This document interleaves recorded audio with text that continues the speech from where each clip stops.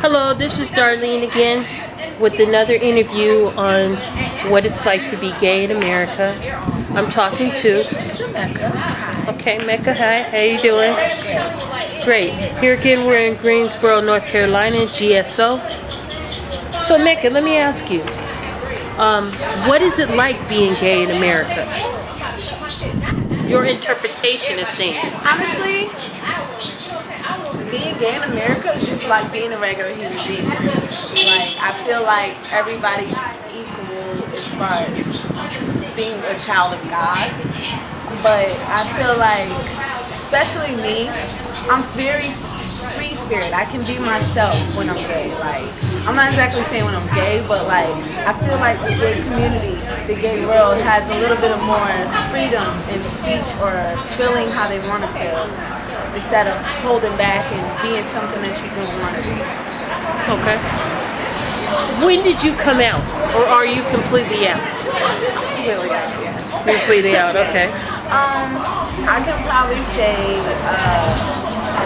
maybe my junior year in high school, I met this girl who I was like always crushing on, maybe you could say, but like my family's super strict when it comes to, you know, being a Christian and, you know, having a husband and being a virgin till you're married. So I was kind of like afraid to experience it.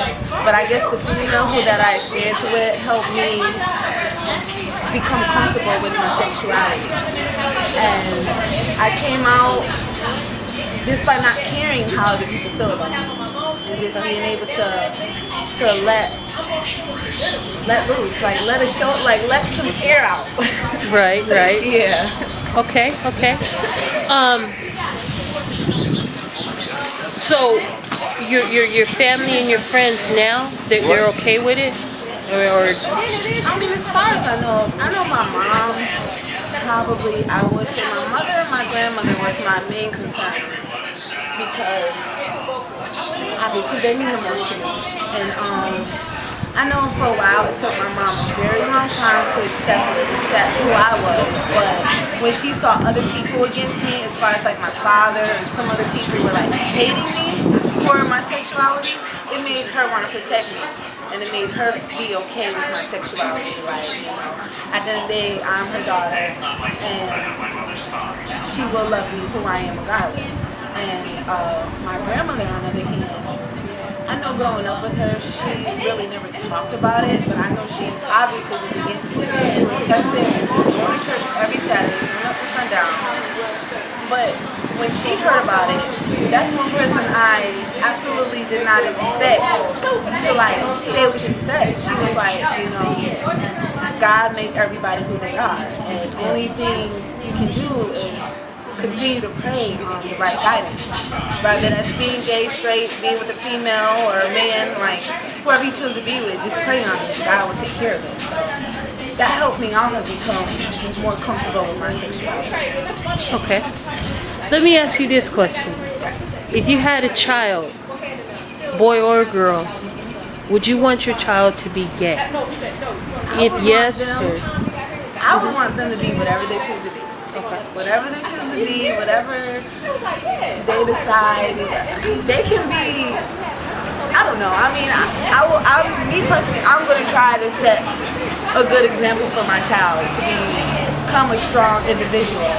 But, you know, they choose to be gay or straight, that's their preference. You know, I can't be the one to tell them to live their life, because behind my back, they're going to do it regardless, because I did it. So you got to be comfortable with it. Okay. If you could give advice to teenage kids, let's just say from grades 10 to 12, kids who are confused in their sexuality, what type of advice would you give them if they came to you asking? Or like if you did a presentation in front of an audience of kids, what would you say? Well, I would probably say self-experience is the best experience. You can't really go off what other people feel or say, because it's only looking at others' life instead of your own life. You're not looking to what you want to do for yourself. And rather than something that, like for example, a sister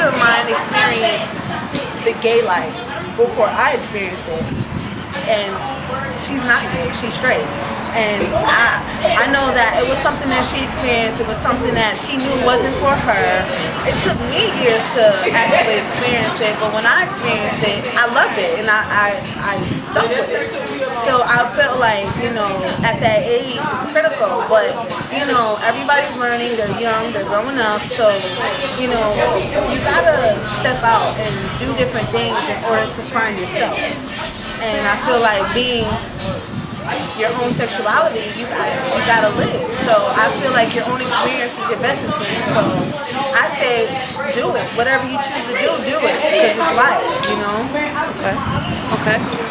Would you marry a woman? If you truly loved her and she truly loved you, would you marry her? Yes. Okay.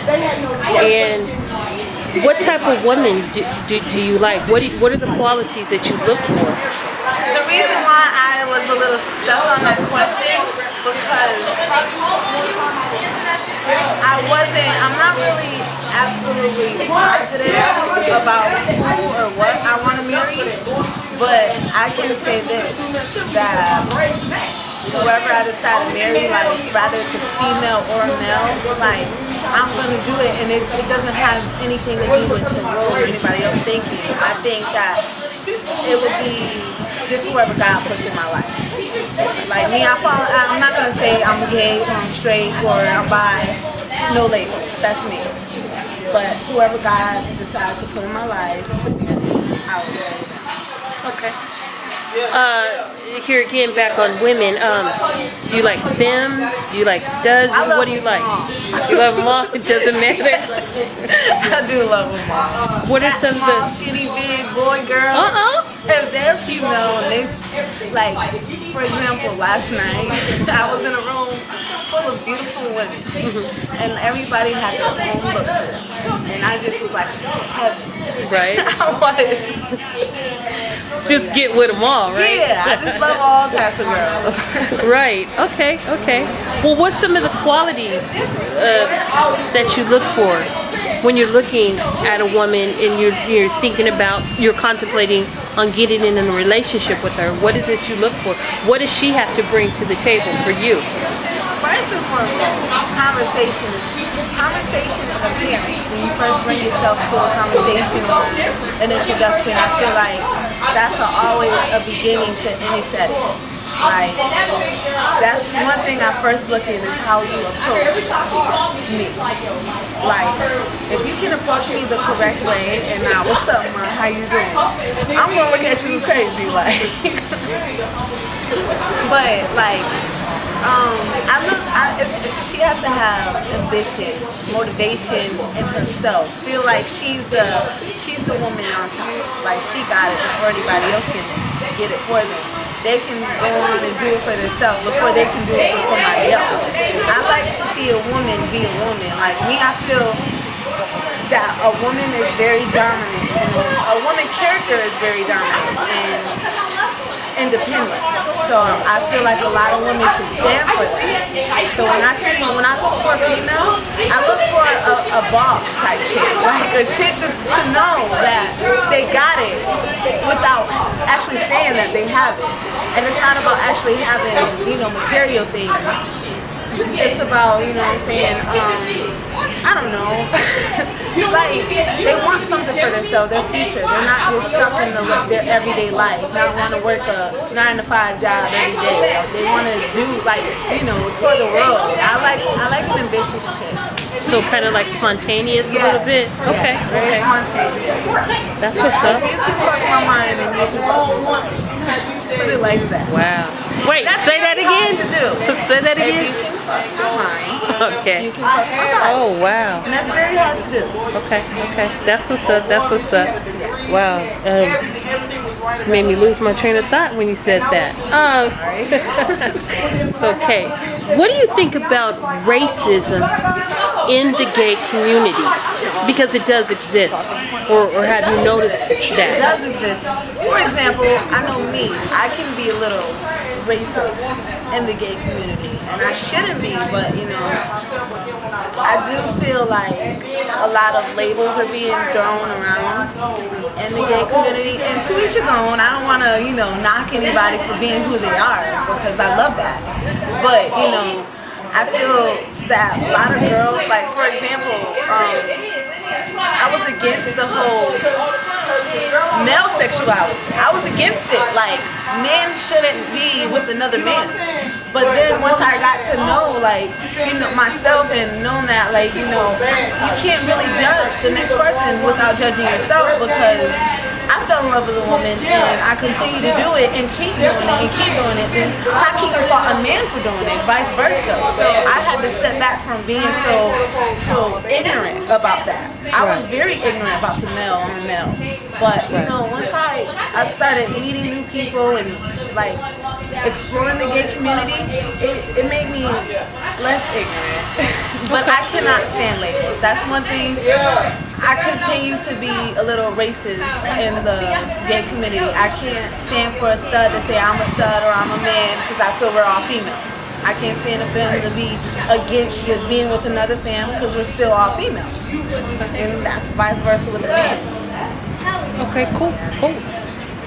All right. Well, honey, I want to thank you this evening for giving me the time to interview you. And once again, this is Mecca, a very young, beautiful lady.